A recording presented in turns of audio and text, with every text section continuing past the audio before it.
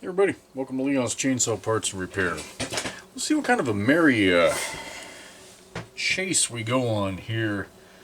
This carburetor, is from Jim's ProMac 800. And he got a hold of me through the website, said that he had that saw. And had been to a local shop, they'd rebuilt the carb, done fuel hose, a few other things. But the saw would run okay and then quit. And he was thinking it was still a carburetor issue. I told him, well, let's verify that because I'd hate to see you, replace a carb and have that not take care of the problem. So, first thing, I've already pressure tested it. But it has a bleed down. And I just did my normal, and I'm getting right there. Pretty good bleed down. So that's not good, but it's not, the end of the world. But I got to looking, and I see Moto Seal or something similar around this screw head. And I'm hoping that I'm seeing wrong. It looks like there's a damn crack right there. I don't know. But at that point I stopped. When I saw that, I said, to hell with this. I'm going to get the camera. We're going to document this from start to finish and see just what we got going on here. So I'm going to take the suspected head or screw out here. That's got silicone or Moto Seal or something around it. I'm not going to mess with that yet. I want to get this cover off and we'll look at it from the underside. See just what the hell's going on. What I told Jim is, hey, let me go through this damn carb and I'll put it on. I've got a 710 automatic back there. Just drop it on there real quick for a test run. Alright, so that's a fairly standard McCulloch setup there. Let's see what we see here. Alright. It appears my fear was unfounded about a crack, and I am so grateful for that. That's just a piece of casting there. But as to why it'd be silicone around that screw, I don't know. Trash in that atmospheric vent chamber, but nothing amazing. So this is a Zama.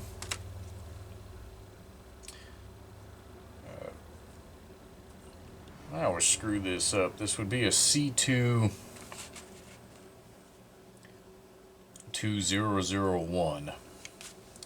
So this is very similar to that Zama that was used in the late model Homelight Super XLs. Not exactly the same, but certainly a similar design. So what that leads me to believe is there should be a nozzle in here with a check valve. And I kind of want to check that, no pun intended.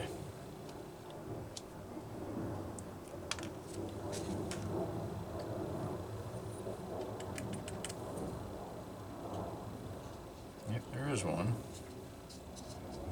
See it right there. So this is clean. I'm going to pull that little guy out. Oh, or am I? Oh boy. Well, that's not cool.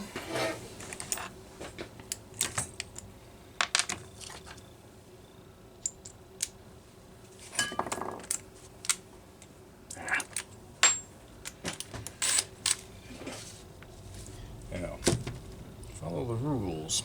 Always take your high-speed needle out before doing that. Some of these extend right down into there, some don't. This one is so damned close, I'll bet it does. And I don't necessarily want to tear up somebody else's carburetor.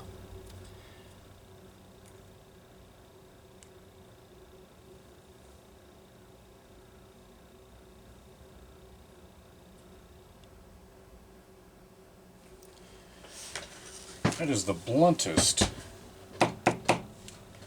high-speed needle I think I have ever seen in my life. Looks like that's been ground on.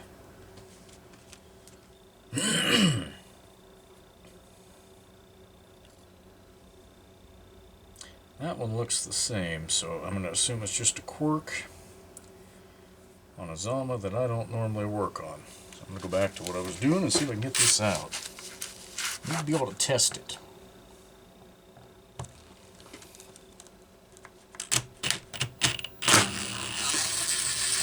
There we go. On that one, the impact was the difference between getting it out and just destroying the head.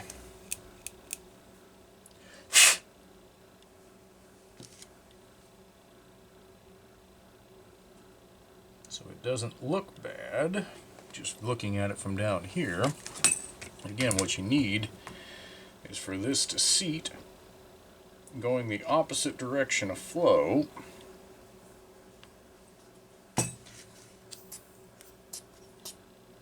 That's fine. So it doesn't have a true seat. It's not going to seal and hold pressure like a inlet needle would. You just want to stop most of the crankcase pulse that is going to be inherently coming back through that carb throat. So, alright, so on that inspection, I'm finding nothing wrong with this carb, which is good and it's bad.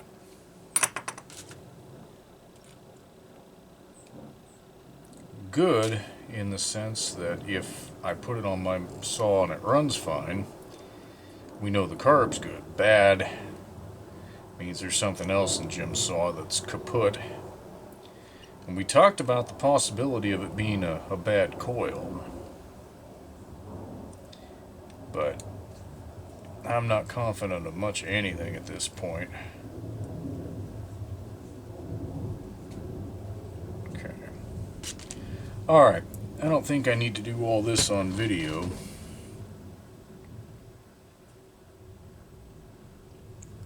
Yeah, there's just nothing else here. The screen looks good. I can make sure the passage is clear between the screen and the needle.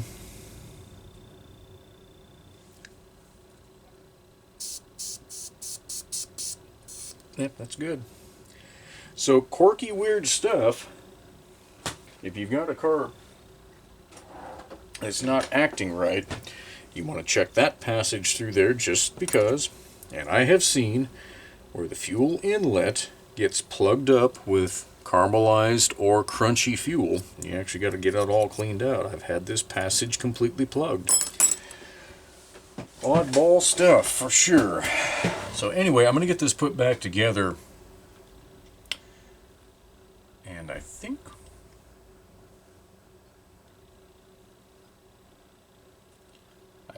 we'll be able to bolt this right on my 710, which is conveniently located just to the right of me. So that's what we're going to do.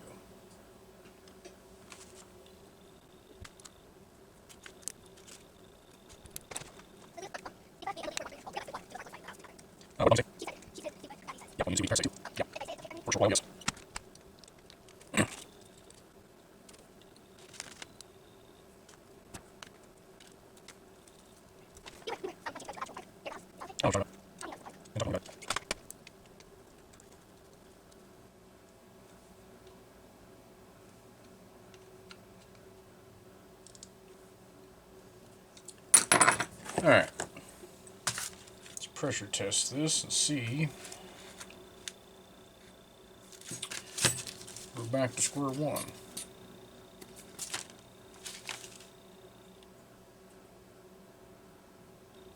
Oh! Why the hell did that let go?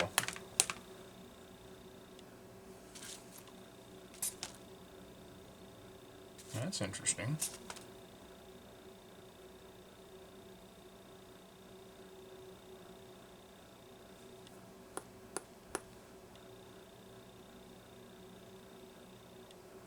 That's real interesting.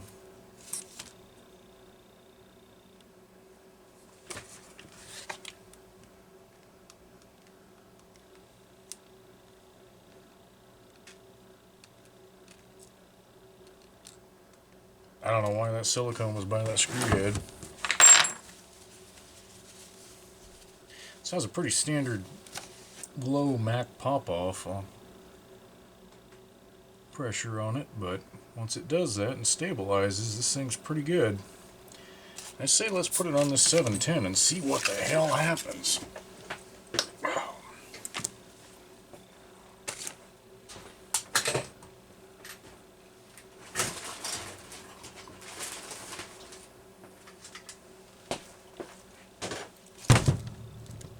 How convenient that I had this thing sitting right over there. Can't remember what I was waiting for to do a video and some pictures on. Maybe good weather. But it also... That's interesting. A little fuel residue in here. I don't know if I already resealed this tank or not. But if I haven't, it looks like I probably will be having to. I don't think that came out of the carb. Just what I wanted to do is find more work for myself. Alright, let's see if we can get some of this apart without causing damage. Really dislike this style of fuel hose. But it is what it is. Okay.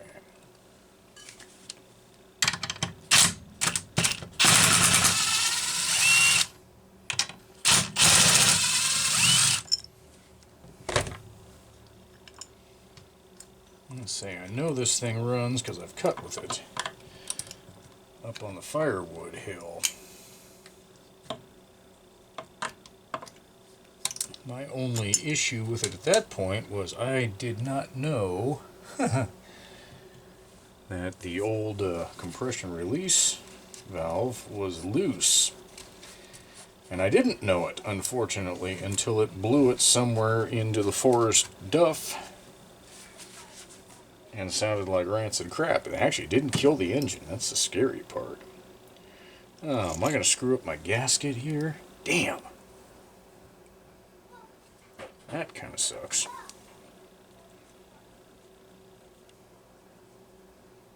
God, I hope I don't break this. That would really piss me off. Yeah. Hello. Eva has to change her shoes first. Yeah. Wonderful. Lily, are you coming? I don't think Lily's coming. Are you coming? Whew.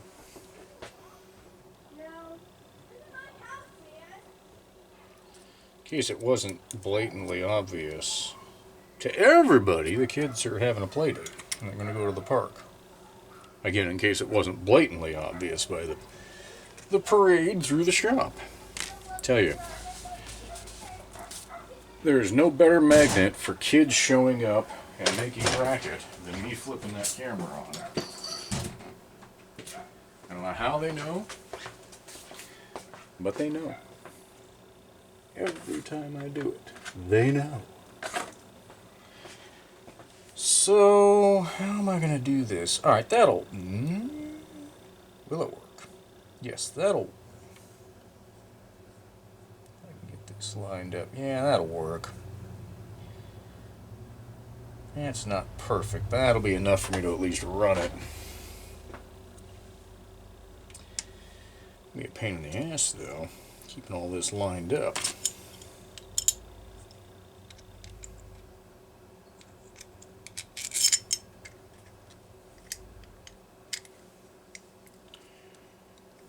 Not making a mess. God, am I going to be able to... Ooh. Alright, well, we run into our first problem. I can't use this as a test mule. Those damn needles are too long. There's no way in the world. That one doesn't even have. Alright, I gotta rethink this. Gotta rethink how we're gonna test this. Can I get... Yeah, we'll come back when I figure it out. I never even thought about that. The difference in the carburetors there. Okay. This is not ideal, but we'll use my test mule. Been a while since I had this thing out. I had to run a little fresh fuel through that bad boy anyhow. Trying to get this fuel hose hooked up. That might be interesting. But you guys haven't seen me throwing a tantrum on the channel for a while, so what the hell? Let's give it a shot. Man, that is huge. This is going to suck, and I'm going to have to... I'm going to get that to not... Can I get that in there? Yeah, I can get that in there. How I'm going to get that to not kink on me, that might take...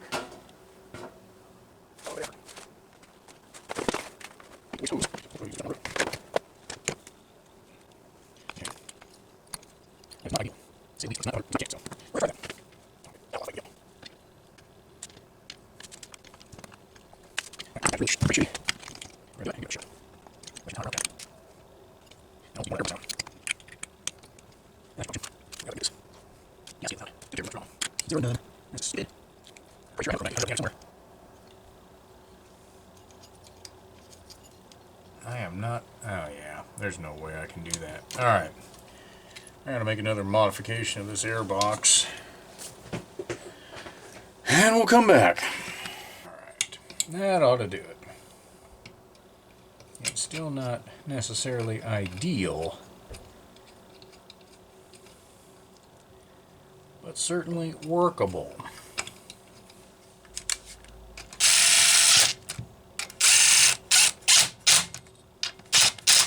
Okay, that's good enough.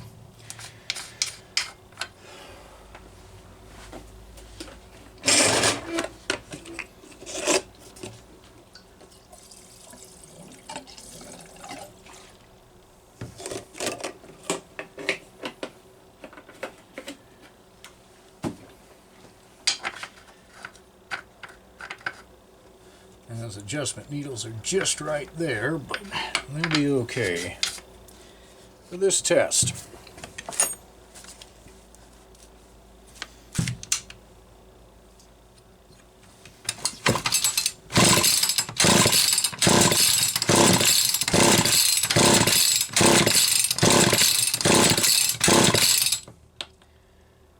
Okay.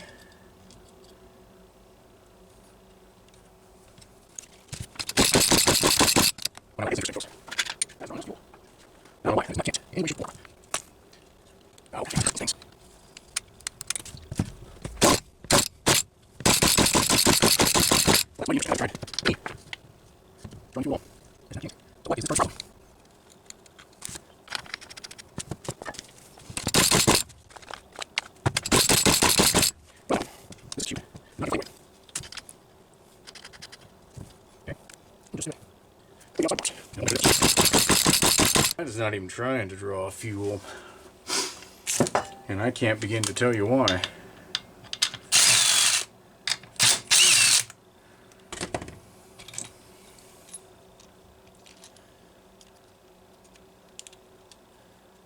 The impulse hole lines up there.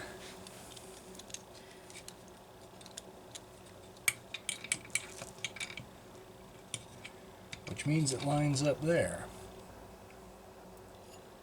What in the hell is going on here?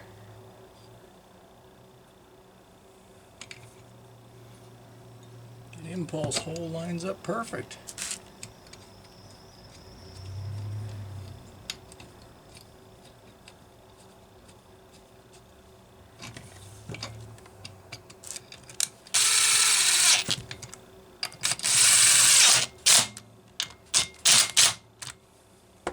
Should be no problems here at all.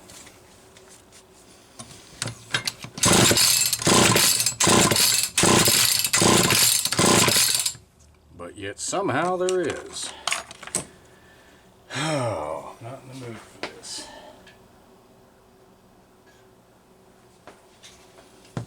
Not one bit.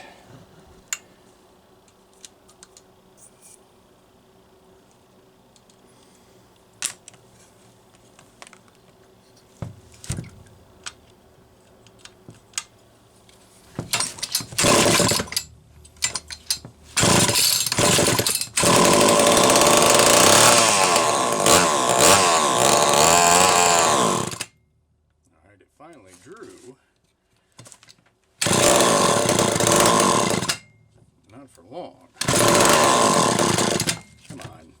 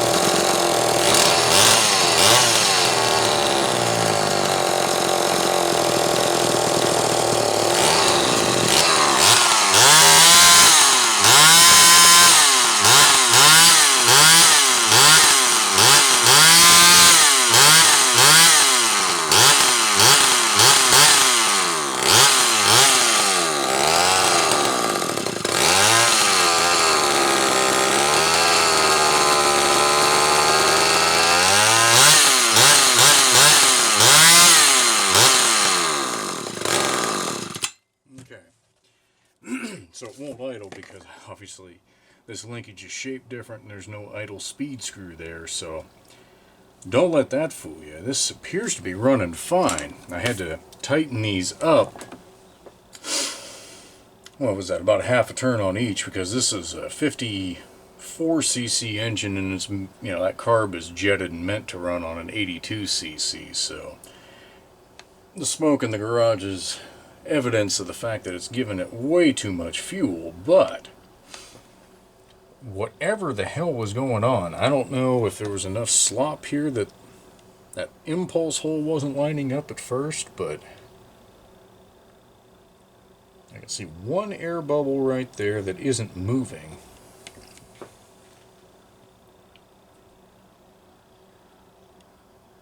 I don't see anything dripping out of the back of the carb. Let's try starting it again. I'll have to give it throttle.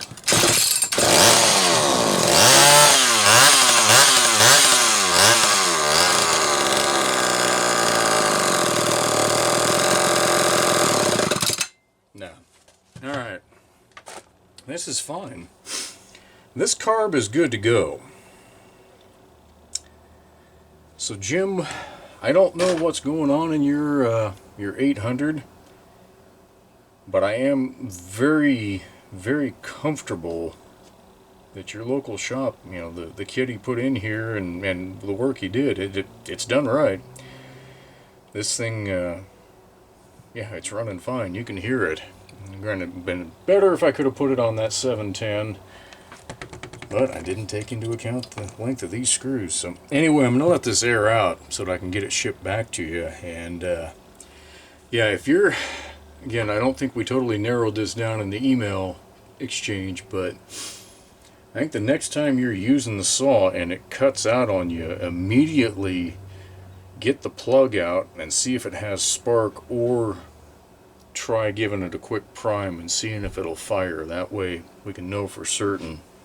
On the fuel side, again, I'm 99% certain, remembering from the email, the hose and filter have already been replaced, so that almost does away with the possibility of you know, a fuel side issue. The only thing would be an odd situation, like a cracked, that insulator, you know, that I was dinking with earlier, if that was cracked, or if the insulator between the throttle handle and the cylinder, because, you know, that's a piston ported as opposed to this one being a reed valve, so there's another spacer between the base of the throttle handle and the cylinder right there at that intake port. You know, you could have a crack there that opens up with heat, but I'm really starting to wonder if it isn't an ignition system problem. So anyway, I'll quit rambling. I'm going to get this off of here, let it start airing out, and that way I can get it heading back your way. But I can't see where there's anything wrong with this carb at this point.